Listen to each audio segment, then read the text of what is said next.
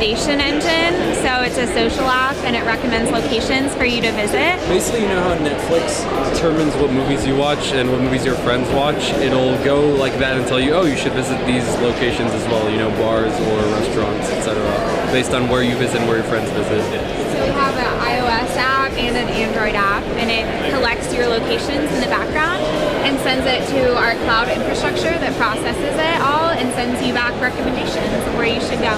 The key word is collaborative filter. The collaborative filter is what builds the model, and then we feed that model through a recommendation system. So collaborative filtering is what Edan was referring to that Netflix uses.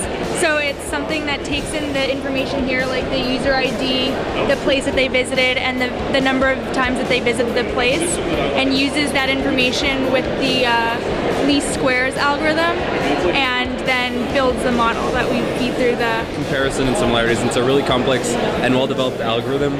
You know, Netflix holds a competition, in fact, to try and find more optimal ways of determining, you know, similarities. So this whole category of stochastic, you know, recommendations is called collaborative filtering, and we're using a specific one. Which what's the name of the specific algorithm? Alternating least squares. So ALS. It basically like takes the matrix of all the users and all the visits, multiplies them, and and it uses statistics to fill in the blanks of what users would like what visits. Like on the mobile end, which is figuring out how to get meaningful locations from people, how to determine when a location visit is, you know, an actual, like the person's intending to be there and they're not just traveling, and how you know, how do you save battery and get accurate results from these locations. So those were the issues that we were tackling, and one of the ways that we went with that is through implementing it using geofencing, which is a system that's different on iOS and Android, so it's been interesting implementing it on the two different systems and seeing the accuracy differences. And so that's one of the things that we've been going with iOS. It's been a lot more accurate. With Android, we'd have to use other background services to get more meaningful background location data. But that was one of the big steps for our project, is getting this meaningful data that we can then compose into the recommendations. That's because the whole point is that, you know, you can have Yelp or things like that where people write reviews. They go to a place and they're like, I'm at this place, I'm writing this review.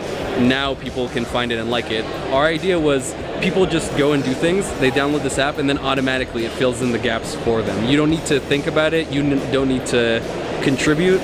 It's just automatically crowdsourced but somehow personalized without user input for explicit ratings. Okay. So that's Facebook. And then it will provide a list. Right now, every single picture is clouds because our server does not provide the images yet, but it does provide details like this is how it's set in place to do stuff because you're interested in the Blake Van Lee building. As you can see, I'm a computer engineering student, so I visit a lot of computer engineering locations. Okay. And then there's another tab which will show you like a cool map with all the locations that are the top recommendations. Like mine, again, are pretty lame because I'm a pretty lame person. Just here all the time. Exactly. Okay. And then you would be able to swipe through all of them along the line, just like you would on the Google Maps app, similarly, and that's the idea. So this is the UI mockup, and this is basically the simple version. For this is what we were using for the functionality, and it was actually tracking everywhere I've been for the past, and Sophia actually, the iOS apps were doing it. So these are all the visits that I have since I've had the app open, which has been like half a day. Right. So, and then this is really important. Like I said, it sends it all to the server, so all our processing is there. And then this is where we're going to do our interest survey. Eventually we want to be able to do that. It doesn't do anything yet. Hybrid filtering.